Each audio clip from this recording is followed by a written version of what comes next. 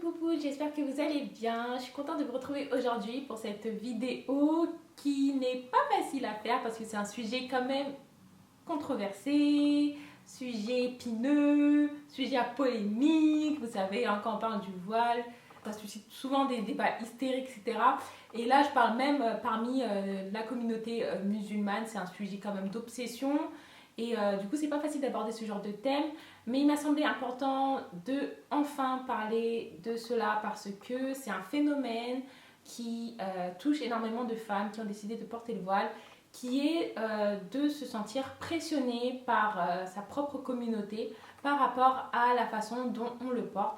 Parce que souvent, on nous fait des injonctions sur la manière dont on porte le voile en nous disant « Ouais, non, mais si tu le portes de cette façon, c'est même pas la peine, enlève-le, tu salis le voile, vas-y, de toute façon, toi, t'es une hijabeuse, t'es une voilée 2.0, t'es une voilée des réseaux, une hypocrite, tu salis le voile, tu salis les autres sœurs, tu salis l'islam, vas-y, avec ton maquillage, ça sert à rien du tout, enlève-le et tout, machin, tu fais honte et tout, nanana. » Ce qui sont des propos hyper forts et hyper humiliants et rabaissants et méprisants par rapport à notre choix.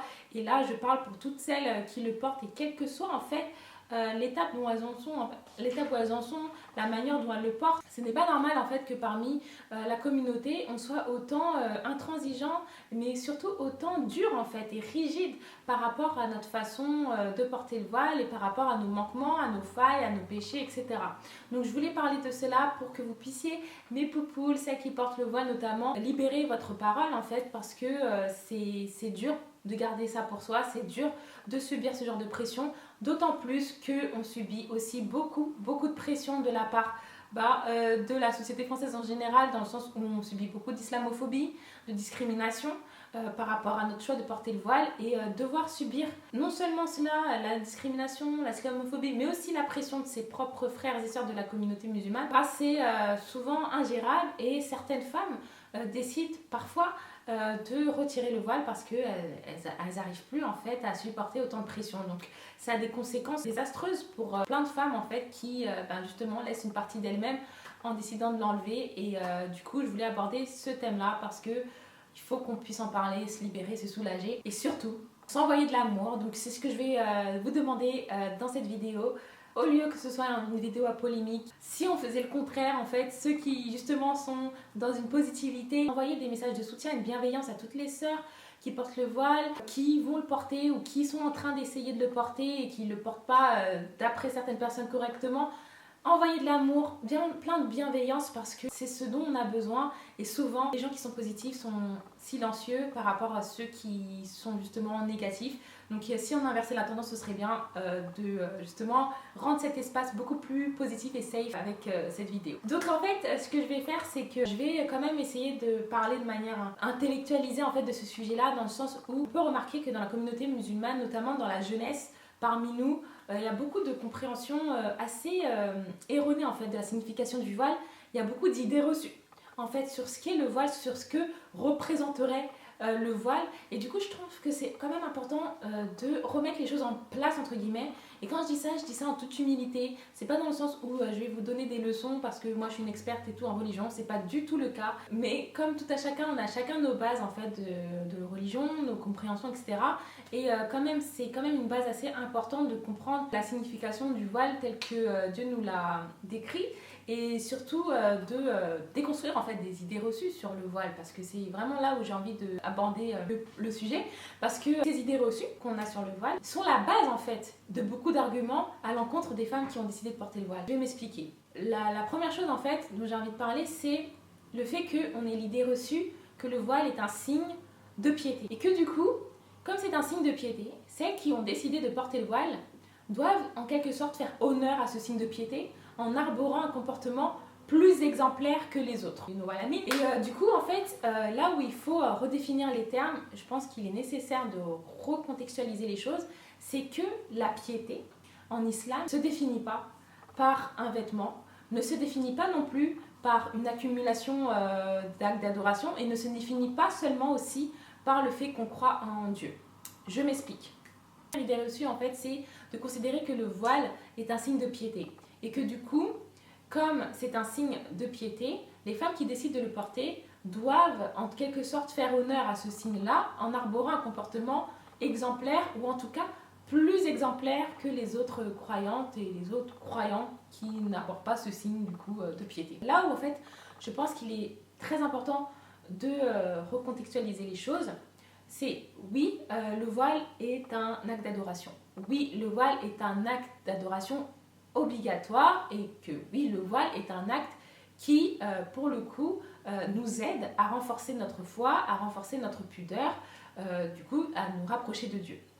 Mais là où il y a un problème d'interprétation, c'est de considérer que le voile en lui-même suffit pour définir la piété d'une personne. C'est important de revenir au texte, c'est important de revenir au hadith qui justement nous éclaire en fait sur la définition de la piété, et je le dis encore une fois en toute humilité, je ne suis pas une experte, mais vous-même, très clairement, on peut comprendre même à notre niveau que la piété se définit, oui, par le fait qu'on croit en Dieu, oui, par le fait qu'on fasse des actes d'adoration, la prière, la zakat, le ramadan, le fait de porter le voile, etc. font aussi partie des actes qui nous aident à nous rendre pieux, mais ce n'est pas suffisant pour définir la piété, car la piété se complète surtout par un bon comportement, un comportement noble en fait, un comportement noble qui justement se voit à travers la manière dont on va interagir avec nos proches, la manière dont on va traiter l'orphelin, la manière dont on va s'engager dans nos affaires, la manière dont on va être surtout sincère dans nos actes de dévotion. Et la sincérité, c'est un point hyper important. Le prophète sallallahu alayhi wa sallam a dit que la piété et la sincérité vont de pair. Et c'est important quand même d'en parler parce que la sincérité, c'est quelque chose qui fait partie de l'invisible, dans le sens où il n'y a que Dieu qui peut avoir accès à cette information si tu es sincère ou pas dans tes actes d'adoration. Donc, en revenant au point de se dire que le voile, c'est un signe de piété et que du coup, tu dois avoir un comportement qui va de pair avec ce signe-là, eh bien c'est faux. Parce que, comme je l'ai dit, ça ne se définit pas par... la piété ne se définit pas par le vêtement en lui-même, ce n'est pas suffisant. Mais en plus de cela, aucun croyant et aucune croyante ne peut vraiment définir la piété d'une personne parce qu'il ne peut pas avoir accès à sa sincérité. On peut reconnaître quelques signes par rapport à comment il interagit, etc. Mais on ne peut pas savoir s'il est pieux parce qu'il n'y a que Dieu qui peut le savoir. Donc ça, c'est quand même très important à remettre en place. Donc cette interprétation est erronée. Et c'est dommage parce que cette interprétation laisse place justement à plein d'arguments qui font porter la charge aux femmes qui portent le voile de l'exemplarité dans la communauté musulmane. Puisque comme je l'ai dit, on se dit que comme c'est un signe de piété, elle doit se montrer exemplaire ou plus exemplaire que les autres. Et cette charge-là, c'est une charge que Dieu lui-même nous a pas donnée quand il a descendu justement le verset qui concerne l'ordre de porter le voile aux femmes croyantes. Il n'a pas dit que c'était du coup une étape qui nous faisait incomber une charge d'exemplarité par rapport aux autres croyantes ou aux autres croyants.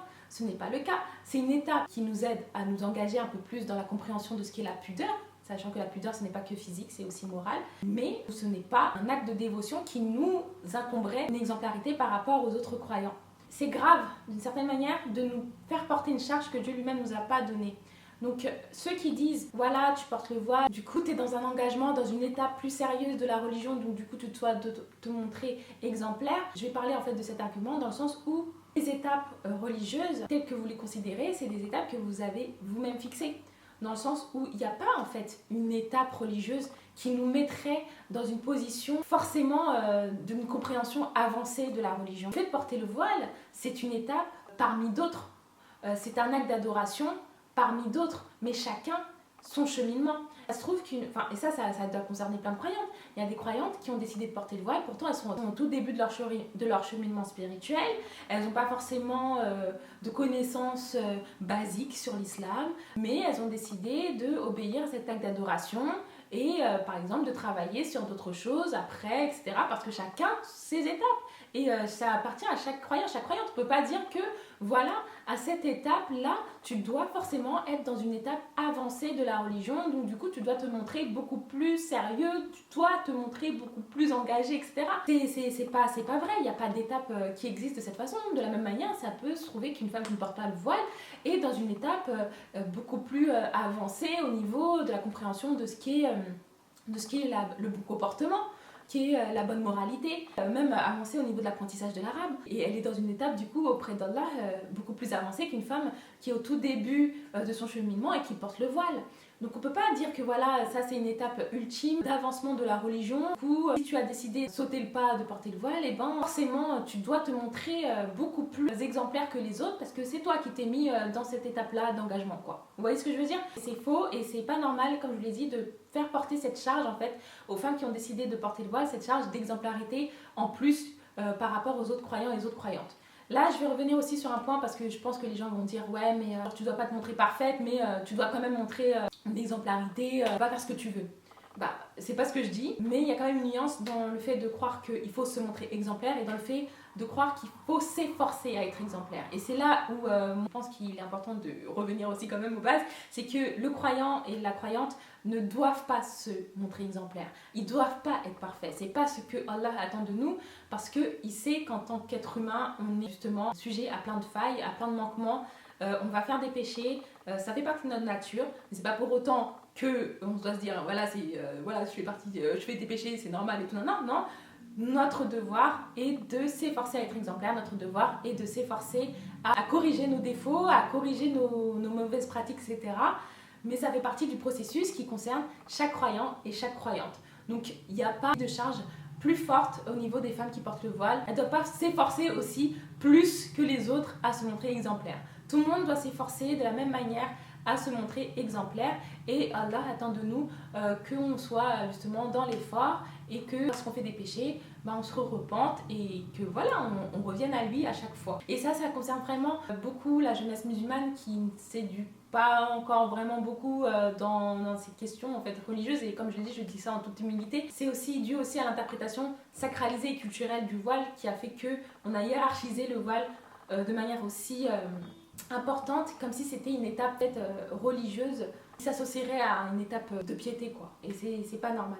La deuxième chose en fait que j'ai envie de dire, c'est parce que c'est un argument aussi qui revient souvent, c'est de se dire ok, elle n'a pas à se montrer exemplaire, elle n'a pas à se montrer parfaite, elle a des failles, elle a des manquements, ça on peut le comprendre, mais comme on associe le voile à l'islam, elle doit montrer plus que les autres d'une certaine manière une bonne image de la religion. Ça montre quand même quelque chose d'assez intéressant dans cette façon de voir les choses, parce que déjà d'une, souvent cet argument il est donné par ceux qui n'ont pas la sunna apparente, dans le sens où ce sont souvent des frères qui ne portent pas la barbe, et c'est souvent aussi des sœurs qui ne portent pas le voile. Et là je ne fais pas de jugement sur le fait qu'elles ne portent pas le voile, mais quand même c'est important de voir que dans cet argument là, c'est comme si en fait elles considéraient que les femmes qui portaient le voile, ou ils considéraient que les femmes qui portaient le voile, elles avaient en fait à porter une charge en fait de représentation de leur propre religion. Dans le sens où, comme on associe visuellement le voile à l'islam, les gens seraient susceptibles de faire l'équation de ce qu'elle fait avec l'islam, et du coup ça ferait mal à ta propre religion. Comme si en fait vous, ceux qui considèrent ça et qui ne portent pas la sunna apparente, vous considérez que comme vous n'avez pas une islamité apparente, que les gens n'associent pas l'islam par rapport à vous en fait, et vous n'avez pas forcément cette responsabilité de donner une bonne image, ou en tout cas vous avez une moindre responsabilité par rapport aux femmes qui portent le voile. Et ça, je trouve que c'est grave un peu quand même de penser ça, parce que c'est comme si vous considériez que l'engagement que vous avez envers Dieu n'est pas un engagement total à partir du moment où les gens en fait ne font pas l'association de votre action par rapport à l'islam. Alors que le plus important en fait, c'est de savoir que Allah vous voit, c'est de savoir aussi que même si les gens ne font pas l'association de ce que tu fais avec l'islam, il est important que toi tu montres quand même une bonne religion, et il serait même plus logique de penser que tu devrais faire plus d'efforts puisque tu n'as pas la sunna apparente, et que tu devrais justement montrer 2 fois plus via ton comportement l'essence de la religion musulmane. Je sais pas si vous voyez ce que je veux dire, mais quand même c'est un argument qui pousse à un peu d'une déresponsabilisation en fait de leurs propres actions par rapport à ce qu'ils pourraient faire, et que du coup ce sont les femmes qui portent le voile qui ont cette responsabilité de donner une bonne image de la religion, et que non, parce qu'on ne fait pas l'association entre ce qu'ils font et l'islam. En continuant en fait dans cet argument là, j'aimerais quand même dire et préciser que ceux qui font l'association de l'islam avec le voile, c'est une erreur qui leur appartient.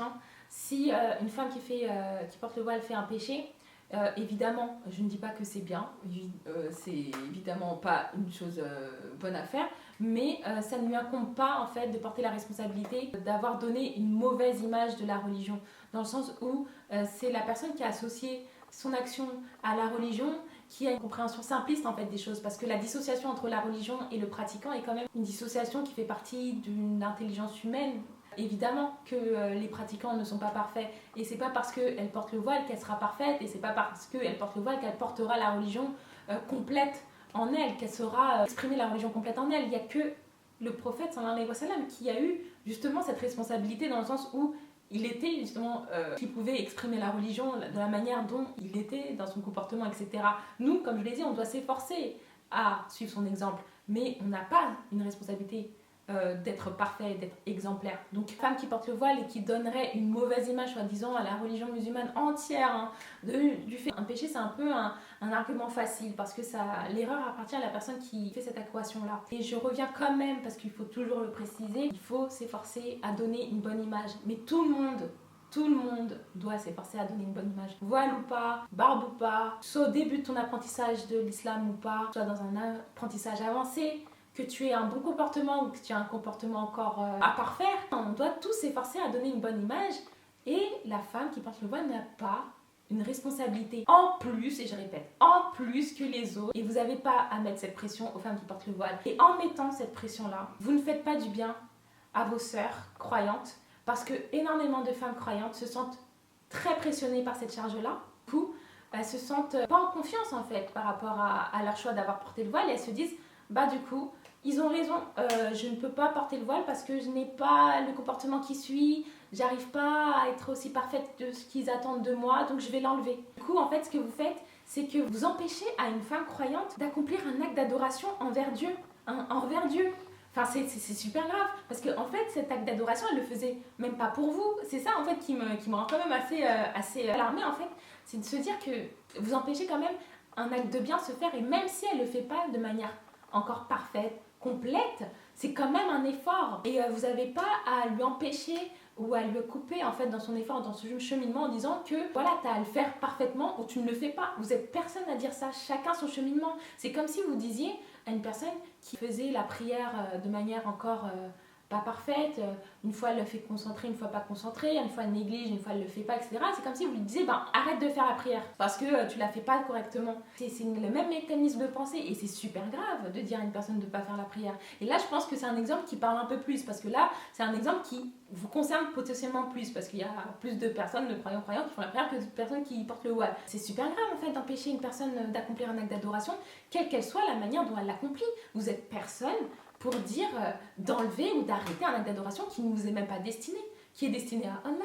Et si vous êtes sincère en fait dans votre intention, dans le sens où vous vous dites oui, mais en fait c'est pour son bien, si je lui dis de faire ça plutôt de manière un peu plus parfaite, etc., c'est pour son bien. Si vous considérez que c'est pour son bien, il faudrait que vous disiez que, tout comme vous avez chacun vos étapes de compréhension des choses, que parfois il vous faut du temps. Il vous faut du temps avant d'avancer dans vos étapes. Il vous faut du temps avant d'apprendre l'arabe. Il vous faut du temps avant de prendre un verset. Il vous faut du temps avant de bien parler à tout le monde. Il vous faut du temps avant d'arrêter de dire des insultes. Il vous faut du temps. Tout le monde a besoin de temps, et ça concerne aussi les femmes qui portent le voile. Donc si un jour vous voyez une femme qui porte le turban, une femme qui porte le voile avec du maquillage, avec des talons, avec des vêtements moulants, dites-vous pas qu'elle doit l'enlever parce qu'elle ne le fait pas correctement. Dites-vous plutôt qu'elle est dans un cheminement qui lui appartient, et que déjà, il faut avoir le bon soupçon de se dire que elle est dans le bon effort envers Allah. Là, si elle a du maquillage et qu'elle porte des vêtements moulants, c'est que forcément, en fait, elle portait souvent ce genre de vêtements-là, mais qu'elle a quand même commencé petit à petit à instaurer des signes de la sunna, et qu'elle commence à se rapprocher d'Allah. Dites-vous ça plutôt que de dire de l'enlever. Comme je l'ai dit, vous êtes personne en fait pour dire d'arrêter un acte d'adoration. Et même si ça vous plaît pas, la manière dont c'est fait, c'est pas à vous en fait qu'elle doit cet acte d'adoration, c'est à Allah avant tout. C'est pas aux autres humains, c'est pas aux autres frères et sœurs. Les arguments style ouais l'enlever ou ouais salit la religion, etc. Ces arguments-là, c'est plutôt ceux qui salissent la religion, parce que ça n'a rien en lien avec le comportement de la sunna et de l'empathie qu'on devrait avoir envers nos propres frères et sœurs. C'est ça en fait qui salit en fait justement le message du prophète sallallahu alayhi wa sallam. Ça salit justement la forme des rappels qu'avait le prophète sallallahu alayhi wa sallam. C'est justement contraire à la sunna, c'est ce qui est plus contraire à la sunna que ce qu'elle fait en fait. Je trouve que c'est quand même important de dire tout cela parce que c'est pas normal. J'ai abordé plein de choses en même temps en fait, mais c'est pas normal en fait de considérer ces choses-là, surtout que c'est basé sur des postulats qui sont souvent erronés, comme je l'ai dit, une interprétation erronée de la signification du voile. Et quand même faire un message pour ceux qui pourraient me dire ouais mais moi je le dis pas, enlève-le, je fais juste des rappels etc pour qu'elles arrêtent de le porter comme ça parce que c'est pas bien etc. Ben dites-vous que les rappels ça se fait pas de n'importe quelle façon. Les rappels agressifs, rappels avec humiliation, avec rabaissement, c'est pas des rappels en fait parce que vous rappelez pas à Dieu, de cette façon vous repoussez. C'est le contraire en fait. Donc c'est pas des rappels. Rappelez-vous justement de ce qu'est l'essence même d'un rappel, de comment le prophète sallallahu alayhi wa sallam faisait ses rappels et de comment aussi, surtout, il avait la pédagogie de faire ses rappels, de comment il adoptait ses rappels selon le profil psychologique de la personne, ce qui est très important, et de comment aussi les messagers dans leur ensemble avaient de la patience pour leur communauté, avaient de la patience. Parce que les rappels ne se font jamais en un jour, en une phrase, en un tweet. Vous ne pouvez pas vous dire que ça y est, j'ai fait un rappel parce que j'ai mis un tweet et si elle ne veut pas écouter, c'est de sa faute, c'est qu'elle veut s'égarer, c'est qu'elle est dans la fitna et qu'elle veut être dedans et que tant pis pour elle. Mais c'est pas ça un rappel. Un rappel, justement, ça doit justement, comme je vous l'ai dit, se faire avec pédagogie, patience et des bonnes manières. Et si vous considérez que vous n'avez pas la patience nécessaire ou que vous n'avez pas l'opportunité de faire le rappel dans un processus qui est long, etc., ben laissez cette charge aux personnes proches de la personne. Faites des invocations pour que les personnes proches de la personne puissent lui faire des bons rappels ou faites des invocations en demandant à Allah de guider cette personne. Voilà la sincérité. Voilà une bonne façon en fait d'essayer de guider ses frères et sœurs. Il y a aussi d'autres moyens en fait. Si vous savez que la manière dont vous allez le faire n'est pas la bonne ou ne sera pas forcément bien reçue parce que vous n'aurez pas la bonne forme et tout, vous n'aurez pas assez de temps pour le faire, etc. Vous avez les invocations. Ça aussi c'est des bonnes formes de faire du bien aux frères et aux sœurs qui vous considérez être dans un moment d'égarement, etc. Ça aussi c'est une bonne façon de faire. Donc je pense que c'est aussi nécessaire de rappeler ça par rapport au rappel, qu'il soit fait de manière agressive ou même de manière bienveillante. Soyez patient, même ceux qui font de manière bienveillante, soyez patient. Chacun ses cheminements, vous aussi.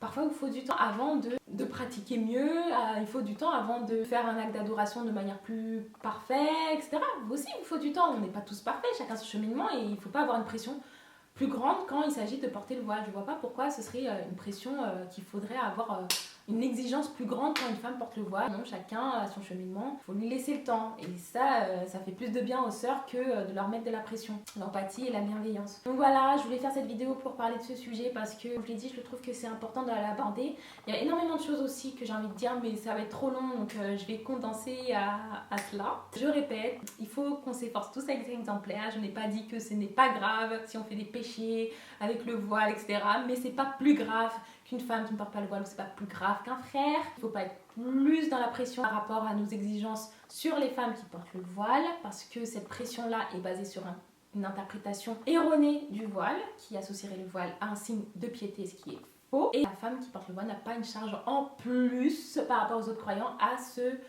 s'efforcer à être exemplaire. Et personne ne doit être parfait, on doit tous s'efforcer à être parfait et qu'Allah nous guide tous. Et si vous voulez vraiment le bien à notre religion, ceux qui disent vous salissez la religion, l'image de la religion, etc. Si vous voulez vraiment le bien de notre religion, abordez les choses de manière beaucoup plus empathique et bienveillante lorsque vous voyez un manquement par rapport à vos sœurs. Parce que c'est justement en faisant cela que vous allez donner une bonne image de la religion à cette sœur-là en question. Et c'est justement par cette forme de bienveillance qui suit la sunna que vous allez donner une image positive aux autres même de la religion musulmane. Donc en faisant vos rappels agressifs sur internet, d'autres aussi, musulmans et non musulmans le voient et ça donne pas une bonne image de la religion. Donc vous dites le contraire de ce que vous voulez, vous faites le contraire de ce que vous voulez faire aux femmes qui portent le voile. Donc à méditer quand même. Et voilà, j'espère que la vidéo va vous donner envie d'envoyer plein de messages de bienveillance et de soutien. Je vous donne énormément d'amour, je vous envoie beaucoup d'amour, quelles que soient vos étapes mes sœurs. Quelle que soit la manière dont vous portez le voile, que vous portiez le turban, que vous l'ayez enlevé ou que vous mettez demain ou que vous mettiez en djilbab ou en sitar ou en niqab, que vous mettiez avec du maquillage, des talons, que vous mettiez sans maquillage, que vous le mettez correctement ou que vous ne mettiez pas correctement. Je vous envoie tout du soutien, de l'amour, de la bienveillance. Et n'oubliez pas, en fait, le plus important c'est votre rapport que vous avez. Personne n'a le droit d'intervenir dans ce rapport que vous avez. Personne n'a le droit de vous dire de l'enlever. Personne n'a le droit de vous humilier, de vous rabaisser parce qu'il considère que la manière dont vous le portez salit la religion, ce qui est faux. Vous salissez pas la religion. Vous vous efforcez à faire un acte d'adoration et qu'Allah vous récompense pour cela, quelle que soit la manière dont vous faites, quelle que soit l'étape où vous en êtes. Soyons forts. Et voilà, moi j'ai pas la prétention d'être un exemple pour quiconque. Et je ne dis pas de porter le voile de la manière dont je le porte. Je suis dans mon cheminement aussi spirituel. Et j'ai pas vocation à être dans une posture de professeur ou d'experte, pas du tout. Je suis dans mon étape et tout ce que j'ai envie de faire, c'est juste envoyer du positif en fait à travers ce que je fais et c'est tout quoi. Voilà, on se retrouve dans une prochaine vidéo, je l'espère. En attendant, portez-vous bien, soyez vous-même, soyez fiers de ce que vous êtes. Bisous.